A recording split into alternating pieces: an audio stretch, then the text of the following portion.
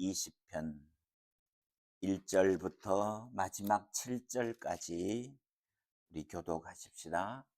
시편 120편 1절부터 7절 마지막까지 우리 교독합니다. 제가 읽습니다. 내가 환난 중에 여호와께 부르짖었더니 내게 응답하셨도다. 여호와여, 거짓된 입술과 속이는 혀에서 내 생명을 건져 주소서. 너 속이는 혀여, 무엇을 내게 주며 무엇을 내게 더할꼬. 장사의 날카로운 화살과 로뎀나무 숯불이리로다. 메색에 머물며 게달의 장막 중에 머무는 것이 내게 화로다. 내가 화평을 미워하는 자들과 함께 오래 거주하였도다. 다 같이요.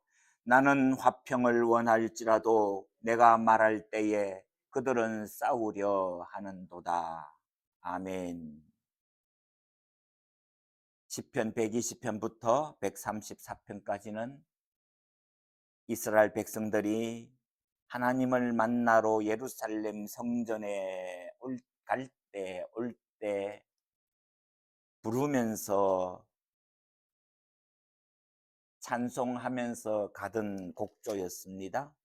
그 첫 번째 찬송이 오늘 우리가 읽은 시편 120편인데 우리가 방금 불렀던 412장 내 영혼의 그 기 깊은 데서, 이 찬송은 아마 작사자가 시편 120편을 깊이 읽고 은혜 받았던 곡입니다. 어떻게 저렇게 시편 120편을 잘 표현했을까 하는 감탄을 금할 수가 없습니다. 우선 우리가 이 사람들이 노래를 불렀습니다. 하나님 앞에 부르짖었더니만, 환난 중에 부르짖었더니만 하나님이 응답하셨는데 무엇을 기도했습니까? 2절, 여호와여, 거짓된 입술과 속이는 혀에서 내 생명을 건져주소서. 죽겠습니다, 그 말이죠. 3절, 너 속이는 혀여, 무엇을 내게 주며 무엇을 내게 더할꼬. 2절 3절에서 거짓된 입술과 속이는 혀, 오래된 얘기인데 서울 오는 것이 그렇게 쉽지 않았던 우리 한국에서 시골에서 평생을 살던 노인 어른이 처음으로 서울 왔는데 서울역 앞에 보니까 사람이 너무 많아요. 그래서 길 안내해 주는 젊은 사람 보고 이 많은 사람들이 뭘 해서 먹고 사느냐, 그러니까 그 서울에서 안내해 주는 그 젊은이가, 네 할아버지, 다 속여서 먹고 속고 삽니다. 속고 속이고 삽니다. 그게 우리 사회를 가장 잘 드러내는 말이라고 합니다. 사기꾼이 어디 많습니까? 큰 병원 앞에 가면은, 요즘도 그렇겠지요, 반드시 고급 사기꾼들이 있습니다. 어디 가서 뭘 먹으면은, 무슨 약을 먹으면은 병이 낫는다. 어디 가면은 영롱한 의사 있다. 그래서 재산을 아깝지 않게 우선 살고 봐야지 그러는 사람들이 그렇게 많이 속고 속이고 산다고 그럽니다. 많이 배운 사람들, 사기꾼, 고급 사기꾼이 어디 있습니까? 법원 앞에 가면은요, 허가낸 도둑들이요, 덕실걸거립니다.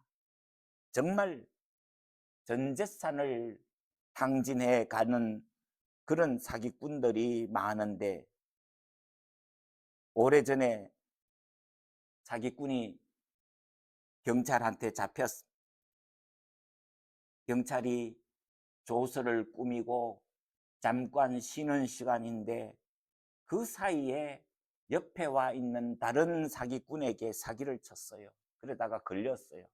그거를 보도하는 사회부 기자가 제목을 뭐라고 붙였느냐면은, 그 와중에, 뒷말이 없어요.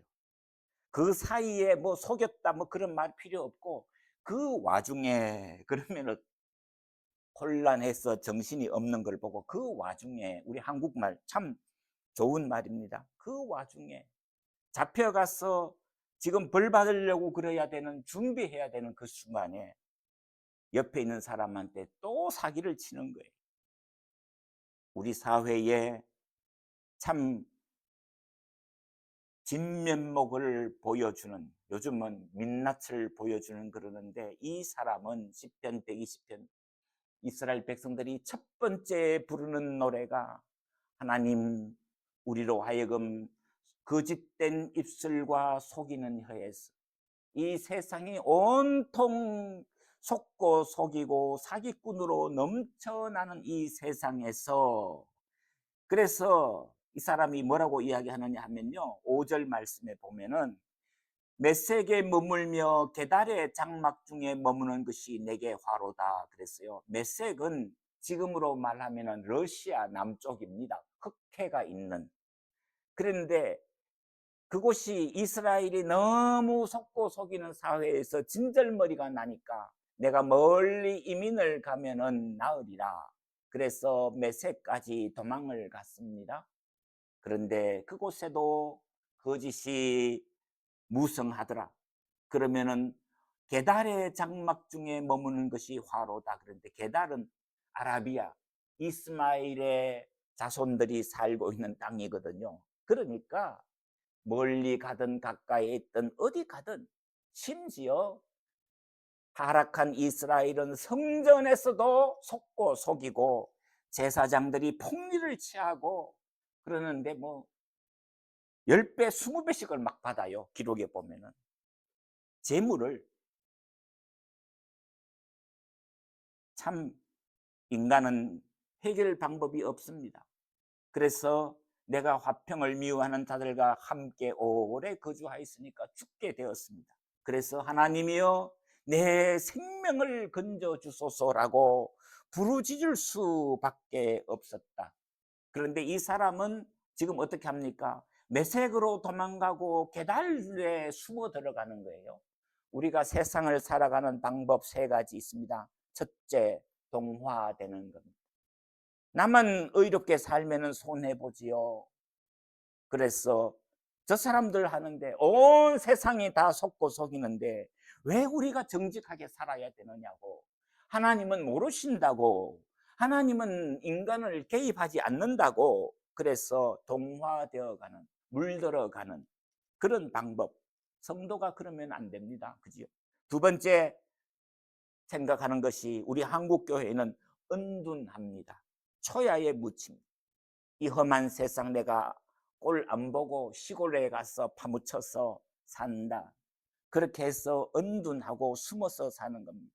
그런데 시편 13편에 터가 무너지면 의인이 무엇을 할꼬, 내 살자고 도망가서 깊은 산속에 숨어 있다고 해서 구원이 오지 않습니다. 오히려 우리가 살아야 될, 우리의 자녀들이 이어가야 될 이 세상이 허물어질 때에 이제는 방법이 없습니다. 그런데 그리스도인들은 3번째 방법, 변혁시켜 가는 겁니다. 중생시켜 가는 겁니다. 그것이 우리가 해야 될 일입니다. 우리 성경적인 용어로 보면은 돌아서야 됩니다. 인류 역사는 아브라함이 새로운 땅을 찾아서 본토 고향 친척 아비 집을 떠나서 하나님의 인도를 받을 때 새로운 세상이 열리는 겁니다. 시작되는 겁니다. 이스라엘 백성들이 애굽의 고깃가마 옆에서 노예 생활을 하면서 그것을 좋다고 하는 동안에는 구원이 없는 겁니다. 그런데 모세와 함께 애굽을 떠나서 광야길로 왔을 때 하늘의 만나를 먹을 수 있었고 반석에서 나오는 샘물을 마실 수 있었고 가나안으로 갈 수 있었다. 그런데 이 아브라함도 그렇고 이스라엘 백성들도 그렇고 가다가 험한 꼴을 만나면은, 고난을 만나면은 돌아가려고 그러는, 그만두려고 그러는, 그래서 포기하지 말자 그랬습니다. 신앙의 마라톤에 있어서 힘들고 어렵고 외롭다고 사람들이 몰라준다고 포기하는 것은 그리스도인이 아니다. 뒤로 물러가서 침륜에 빠질 자가 아니다. 그리스도인들은 표대를 향하여 앞으로 전진하는 사람이다. 고지가 적인데 멈추지 마십시오. 그러는데 오늘 본문에서 마지막 7절 말씀에 보면은 참 귀한 말씀입니다. 나는 화평을 원할지라도 내가 말할 때에 그들은 싸우려 하는도다. 이런데 그 앞에 나는 화평을 원할지라도, 이건 우리 한국말로 쉽게 번역을 해서 그런데요, 직역하면은 나는 평화입니다. I am for peace. 나는 평화입니다. 이거하고 똑같은 용법이요, 시편 109편 4절 말씀에 나는 사랑하나 그들은 도리어 나를 대적하니 나는 기도할 뿐이라. 이건 길게 번역을 했는데 109편 4절 직역하면은 나는 기도입니다. 나는 기도이다. I am in prayer. I am a man of prayer. 나는 기도의 사람입니다. 말끝이 쉽지 않거든요. 그 동유럽에 있는 사람들이 하루에 10,000번 한다고 그러잖아요. 키리에 엘레이션, 키리에 엘레이션. 기쁜 일을 만날 때도, 슬픈 일을 만날 때도, 힘든 일을 만날 때도 그 사람들 입에서 건들면 나오는 말이 주여 불쌍히 여기소서, 주여 긍휼히 여기소서. 나는 기도입니다. 나는 기도할 뿐이라. 주님과 함께 기도하면서 이 험한 세상을 이기는 것 외에 다른 방법이 뭐가 있느냐. 참, 그래서 오늘 우리가 방금 불렀던 찬송, 내 영혼의 그 깊은 데서 하늘에서 평화가 내리고 이 세상의 험한 길 가는 동안 내게 참 평안이 없었는데 하늘에서부터 평화가 내려오는 것, 그것 외에 우리의 소망이 없습니다라고 이 사람들은 노래를 불렀다는 것이지요. 그래서 참 120편 말씀을 우리가 읽고 읽으면서 오늘 또 우리가 살아가면서 무슨 말을 해야 되는가? 하늘에서 평화가 내려오는 것이고 주님이 나와 함께 하는 것이고, 그래서 예수님이 마태복음 5장 8절에서 화평케 하는 자는 복이 있나니 저들은 하나님의 아들이라 일컬음을 받을 것이며 그랬어요. 피스메이커. 예수 믿는 사람과 예수 믿지 않는 사람의 차이점이 무엇입니까? 그 사람이 얼마나 마음속에서부터 평화가 넘쳐나서 안전함을 느껴서 주님과 함께 길 불평하지 아니하고 험한 길 돌아갈 유혹받지 않고 주님과 함께 주님의 인도함으로 걸어갈 수 있다면은, 그래서 우리 주님이 예수 믿는 사람들의 특성을 화평케 하는 자는 복이 있나니 저들은 하나님의 아들이라 일컬음을 받을 것이며, 예수 믿는다고 그러면서 가는 데마다 갈라지고 싸우고 부딪혀요. 그 트러블 메이커는 예수 믿는 사람 아니지요. 하나님을 믿는 사람은 뭐냐? 피스메이커다. 화평케 하는 자는 복이 있나니 저들은 하나님의 아들이라 일컬음을 받을 것입니다. 그런데 세상은 거짓된 평화가 너무 많아요. 하나님 없이도 될 수 있다고 생각해요. 이를테면은 좋은 약 선전하면은 우리가요, 그 약만 먹으면은요 만병통치약 같고 죽을 사람이 없을 것 같아요. 병원에만 가면은 다 살아납니까? 의사들을 또 죽어요. 그런데 거기에 하나님이 없습니다. 영국의 유명한 신학자가 원래 전직이 의사였지요. 같은 종류의 병, 같은 수술을 했고 같은 약을 먹었는데 한 사람은 죽었고 한 사람은 살아났어요. 차이가 뭐냐 이거예요. 그래서 그분이 하는 말이, 수술은 의사가 하지만 치료는 하나님이 하신다. 참, 하나님만이 우리에게 평화를 주시고 우리를 살려주실 수 있다. 우리에게 복된 길을 주실 수 있다.